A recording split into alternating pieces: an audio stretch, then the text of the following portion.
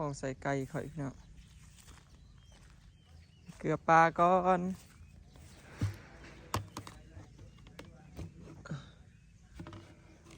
สบายดีเด้อพี่น้องสบายดียามสายๆจ้า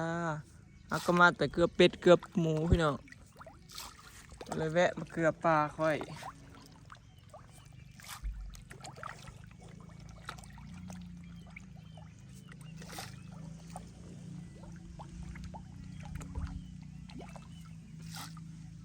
โมกะเป่งน้ำลายยันมันลดเดี๋ยวสิเป่งน้ำไว้เที่ยงนี้สิออกมาปิดบ่สิเป่งไว้ให้มันเรือแบบพอดีฝนตกมาจังสิพอดีเต็มนะ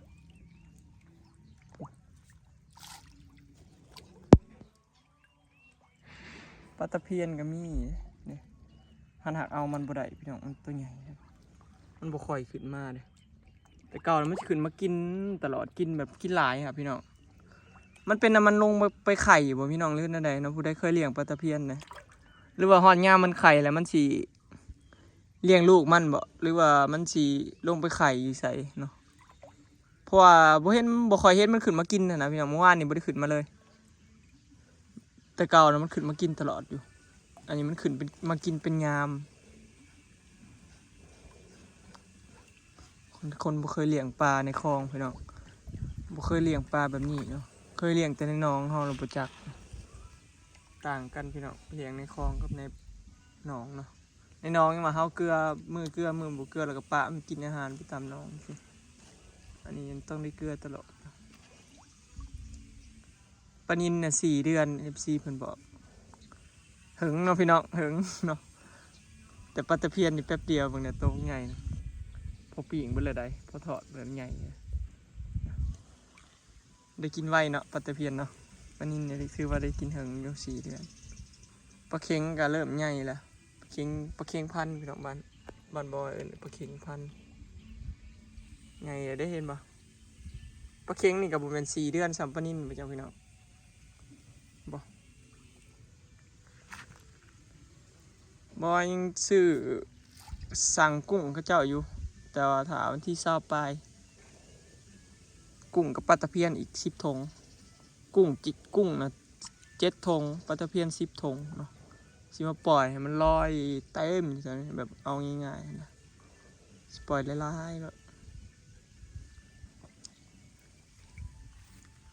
ปลาลายอยู่เห็นบ่ปลานวลจันทร์ก็เห็นอยู่มันบ่ได้ออกไปดอกพี่น้องมันบ่ขึ้นมานะพอเขาเกลือคู่มือแล้วเขาหูนะเขาเห็นมันขึ้นมานะแต่ว่าอยู่ดีมันก็หายไปจังซี่นะพี่น้องอยู่ดีมันก็บ่ขึ้นมากินเลยจังซี่ก็เลยคิดว่ามันออกไป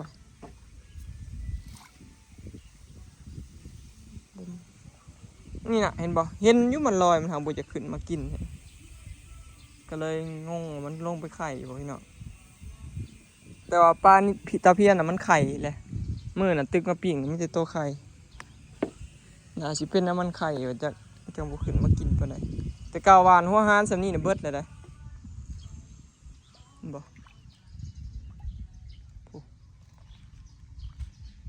เป็นแพ้เลย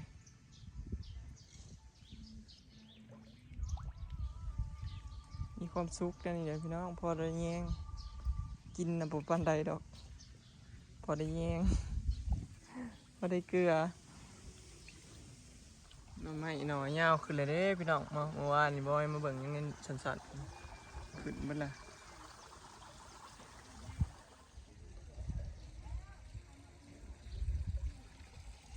บอยมาฮดคู่มือพี่น้องยามเช้ายามแรง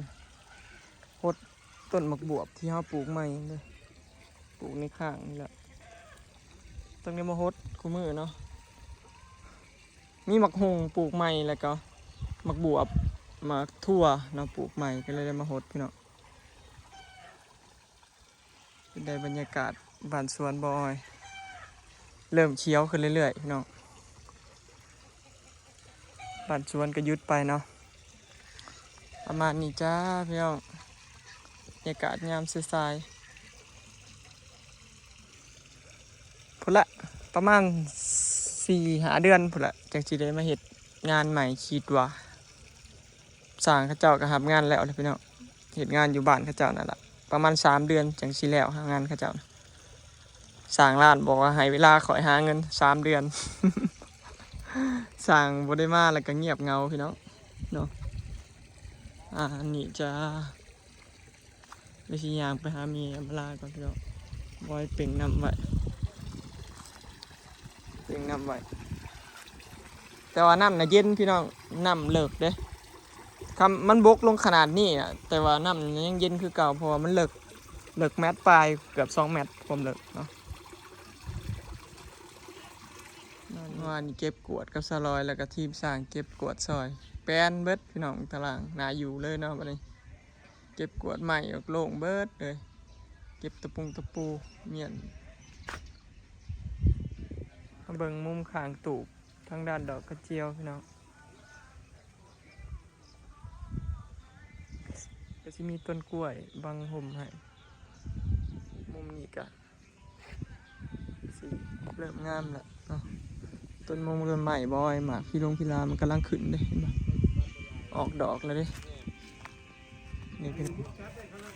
ออกดอกแล้วนี่ออกดอกเลยเด้อพี่น้องใหญ่ไว้บ่ตะกี้ผมน้อยๆใหญ่ไปแล้วประมาณนี้พี่น้องสีก็เริ่มจ้างออกเห็นบ่ตอนแรกนะมันออกคึมพอถ่ายได้2-3 มื้อมันแดงออกบ่ค่อยมืดหลายคนอย่ามันทึบมันบ่ทึบดอกพี่น้องอันนี้นะสีทาเป็นสีขาวพี่น้องแอวมันอ้อมเฮือนเป็นสีขาวอ้อมเลยนะตัดกับสีลาวนี่แหละเฉดเป็นสีขาวอ้อมเฮือนเลยนะประมาณนี้พี่น้องแต่ว่าสิเอาไว้ทาบะเทือนแล้วพุ่นล่ะถ้าจะลาวไว้ก่อน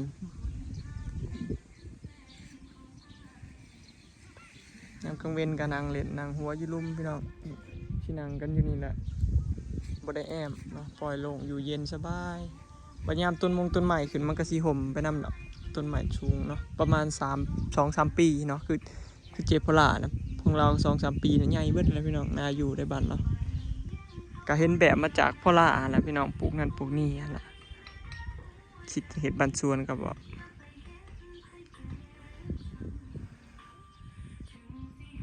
กำลังเห็ดงานอยู่ทำอยู่ทีมนี่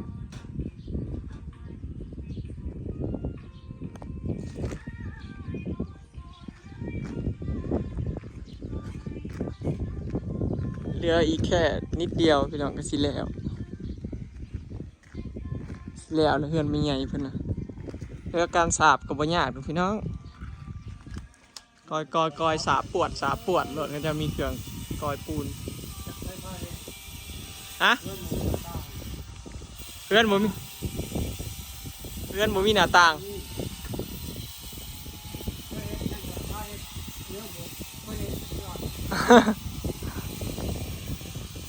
มุมหลังบ้านมีแง่มาละ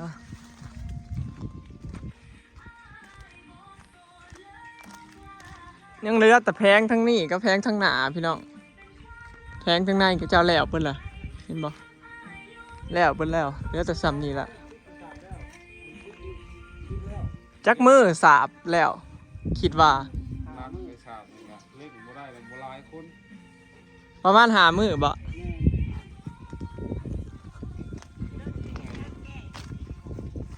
อย่างเงี้ยแก้อีกเลยหน้าต่าง2 เมตรพี่น้องจับเหลี่ยมยากเด้มันสูงไรกะเพื่อที่จับให้มันถ่อกันเพราะว่าเหลี่ยมเทิงเหลี่ยมลุงนี่มันต้องซ้ำกันเพราะเราสิใส่กระจกอลูมิเนียมเลยพี่น้องต้องเป๊ะบ่เห็นประตูอลูมิเนียมนี่ยากเรื่องการจับเหลี่ยมนี่แหละเขาเอิ้นจับเหลี่ยมทั้งลุ่มทั้งเทิงทั้งขางต้องซ้ำกันทั้งกลาง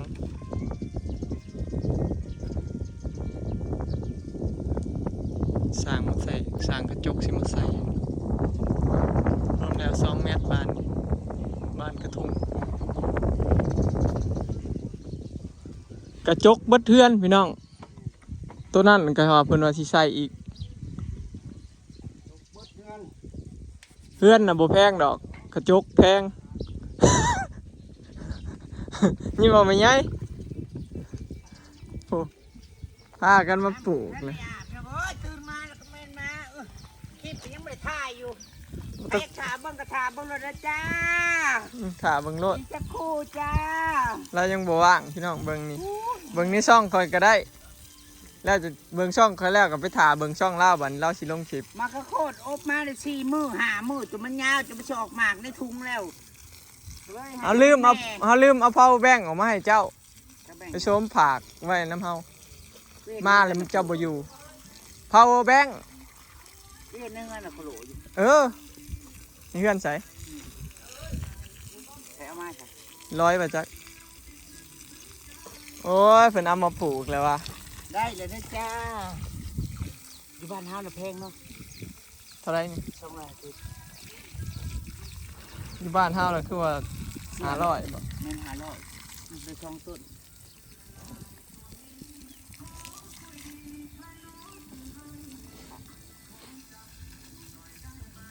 ใครมาไปได้มันหัวแหล่ดิเชยผมมันหัวแหล่เกิดสุดเชย เอาปลูกไปฮอดพุ่นบ่ปลูกข้าวโพดบ่นี่ คุกข้าวโพดได้กินคุกอันต้องอันนี้นะ อ๋อ เบื่อกับสายน้ำไปหลักสายน้ำมาว่าจะคิดท่อต่อมายาวนี่เนาะดีเนาะ ชื่อท่อพู้นแล้วแต่ปลูกหลายปานนี้ คือท่อไม่ใหญ่ ยังสิมาซื้อสายยางหางานลากมาแต่ผู้เมื่อย ใช้ตัวหนึ่งอยู่นี่เลยแล้วปลูกหลายมียังอะไรแหละนะไอ้จีนจัน มัน เอามันเลย มันแหละซื้อมันแหละ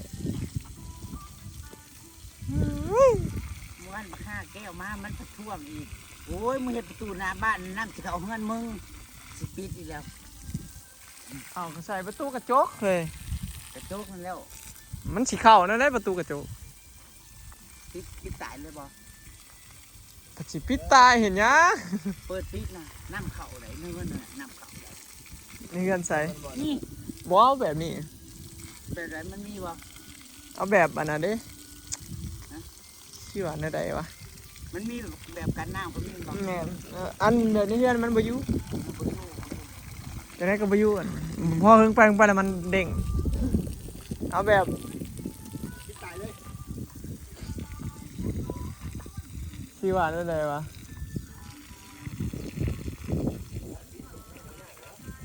ถามเมืองเวียดนั่นประตูเดียวแต่ว่าใครออกนั่นนี่หลอกอัดนั่น มัน นี่ มีบ่แบบปิด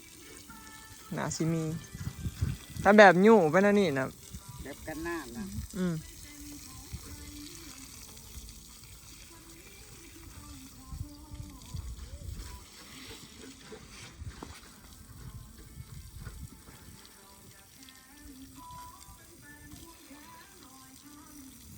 เจ้าจะต้องไปถามหันกระจกอลูมิเนียมเนาะเขาเห็นบานแบบหนึ่ง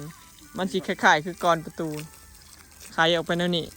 ไขออกไปนั่นนี่แล้วก็ไขเข้ามานั่นนี่แล้วก็ล็อกบริเวณแบบอัตโนมัตินิ้วออกนิ้วเข้านั่นนี่นะ แต่มันกันน้ำเนาะ อืม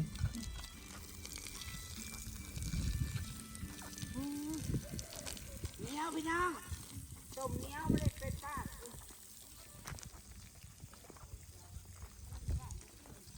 ทางนั้นกำลังปลูกกันอยู่พี่น้อง เดี๋ยวมันโคตรแล้วจะสิเป็นหมากคาถุงเลย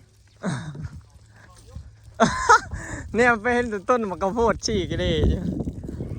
อ๋อนี่ก็มาปลูกอ้อมใส่มาปลูกอ้อมใส่นี่พี่น้องเท่าลีก็ไปเท่าอีไปเท่ามาปลูกให้เพิ่นปะใช่ไหมเท่าเอาลงเบิดสะสงกันแหละมันออกมา สบายดีพี่น้อง มันออกเบิดกันแล้ว เบิ่ง มันก็ แม่หันเด้ มันก็ น้ำก็มาจุ่มกันไว้อันนั่นน่ะ มันจับกันเนาะ เฮ็ดแทงก็บ่ได้เอ็นน่ะมันตีดกัดนั่นน่ะเนี่ยน่ะกันหักทั้งพื้นกับมึงดูผู้ว่าเลยจ้ะ มันออกไปเลย โอ้ มันเหิง มันจะ โพด เบาออกเนี่ยบัดนี้เฮ็ดแทงก็บ่ได้ อืม โน่มันก็สิหักจังน่ะบอกกันเราแพ้น่ะก็ไข่เพิ่นบ่แพ้ออกเป็นจุ๊บมึงลูกโอ้ย นี่แหละคนปลูกลายไม่เท่าจักสิไปเบิ่งอันนั้นจักสิไปเบิ่งอันนี้ จักสิเห็ดนั่นเห็ดนี่จักสิเห็ดเฮือนเห็ดซ่าน อยากทั้งอยากอีหยังก็อยากเฮ็ดทั้งอยากปลูกทั้งอยากเฮ็ดเฮือน เพราะมันเบ่งแต่มาปลูกรถนี่นั่นเอาเกี่ยวไปทางใดเฮาเกี่ยวก็ขึ้นโอ้ยตกมันเห็ดหัวนี่ดอกสิเอาขึ้นทางขาก็ได้แต่เธอเนาะมันออกก็ได้ ถ้าเบิ่งพี่น้องต้นมันกระโพดเพิ่นสิได้กินหมากอยู่บ่เฮ็ดไม่ใหญ่ ถ้าซื้อได้จ้าถ้าซื้อกระโพดนางในเด้อพี่น้องเอ้ยถ้าได้ค่าเงือกค่าแห้งแม่ทุกงานปากมองนี่นะ ลูกผัวก็บ่มีว่าสิ ผัวก็บ่มีหาเงินเลี้ยงตัวเองพี่น้องเอ้ยต้นนะจ้าฝากเงินมาให้ใช้นะจ้า เงินสิกินข้าวก็เบิดแล้วว่าสิ เขาก็บ่มีซื้อกินข้าววัดขอข้าววัดกินพี่น้องเอ้ย ไปเอ็ดจอยซีบอกไปอยู่น้ำเจซีก่อน มึงจอยเอ็ดซีสิแม่นเนาะมึงไปอยู่กับเจซีเลยสิวะเงินเดือนออกค่อยกลับค่อยสิกออกมาจิวาวายเว้นอีกแล้ว นางเข้านำเมื่อคืนนี่กันลงปฏิบัติแต่เขายังบ่ให้ลงมออยู่แม่เอ้ย บอกว่ามันสิเชียร์พิธีเขา แข่งแม่เขาบ่ให้ลงไปใกล้ จักหน่อย เขาบ่ให้เพิ่นลงไปนั่งกับผีตาย จักหน่อยลงไปมันยิงแขวแกกอยู่ แข็ง ตอนแรกคิดที่ว่าโอ้เจี๊ยบบ่ขึ้นมาแสดงว่าถ้าอันนั้นก่อนสมาธิได้แท้ลงไปว่าแข็งนั่งยิงแขวอยู่พี่เว้นนั่นเนาะ มันเป็นตาย่านพี่น้องคนย่านผีนี่ลงบ่ได้ดอก คือมันบ่แม่นไปว่าให้ไปนั่งสมาธิซื่อๆเด้ปลุกผีขึ้นมาพร้อมมานั่งเป็นหมู่พร้อม ญาติต้นก็ปลุกผีนั้น ปลุกบ่พอให้เฮาเว้าให้เฮาปลุกให้มาหาเฮาอีกบัดนี้มันเริ่มร้อนเข้าไปอีก จะตายตื่นเคาะลงไม่อ้อยคนตื่นผีตายนะผีตายห้าผีตายไว้ผีตายมีแหงตรงตื่นขึ้นมา